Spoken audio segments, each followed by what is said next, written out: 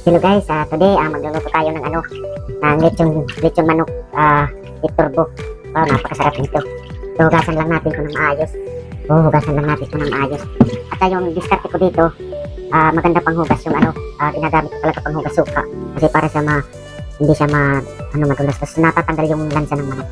Ganun lang. Kung wala naman, okay lang kahit basta hugas. Pero ako, ang ginagawa ko, hugasan ko ng suka para matanggal talaga. Tapos medyo pumuti yung niya, yung laman niya. Yun lang naman to kadali.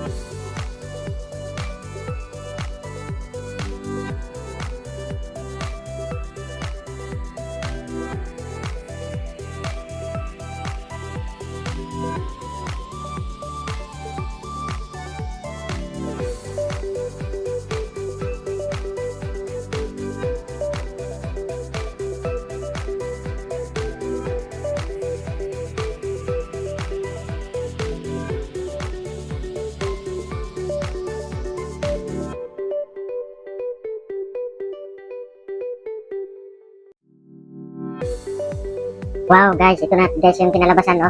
Nag-uumpisa pa lang yan, tapos mamaya ibabaliktad na natin yung mga medyo okay na. Yan, air fryer yan. Masarap din yan, tingnan nyo lang, maganda yung pagkaluto niya mamaya. Ito, napakayami talaga, yummy. Oh, yan oh. Oh.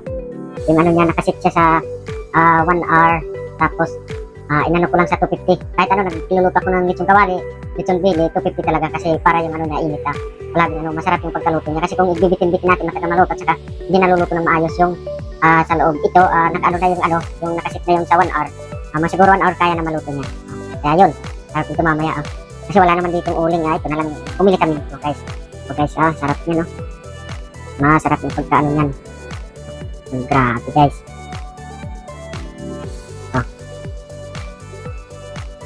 Guys, ngayon, i-ano na natin. Ibabaliktad na natin para maluto siya. Wow, sarap tingnan nyo. Grabe. Sakto lang yung pagkakaluto niya, guys. Hindi naman siya sunog. Sakto lang.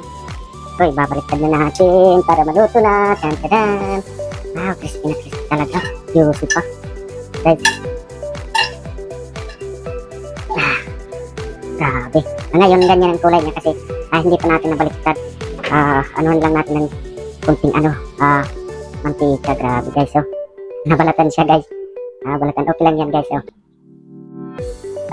Siguro 40 minutes. 40 minutes bago siya ibaliktad. Tas, kahit 20 minutes na lang siguro. So, makikita naman natin mamaya yan.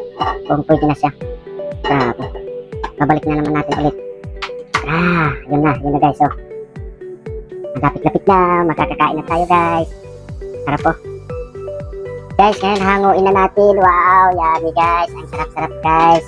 Tingnan niyo. Wow. Ang sarap, guys. Sakto lang pagkaluto niya, hindi sunog. At medyo crispy siya. Wow. Mapapawaw talaga kayo sa sarap. Naano yung baka maghiwalay. Wow. Guys, ito na yun, no? Guys, wow, yummy. Oh, wow, nice. Papakain na naman tayo nito, guys. Ang sarap po, guys. Yummy. Lechon manok with fryer. Thank you sa panunod lagi. At please subscribe, Richard Sarno. And maraming salamat sa laging sumusuporta sa pag-vlog ko. Ito na, yung manok. Yummy. Yummy at saka juicy. Wow, juicy. Sarap.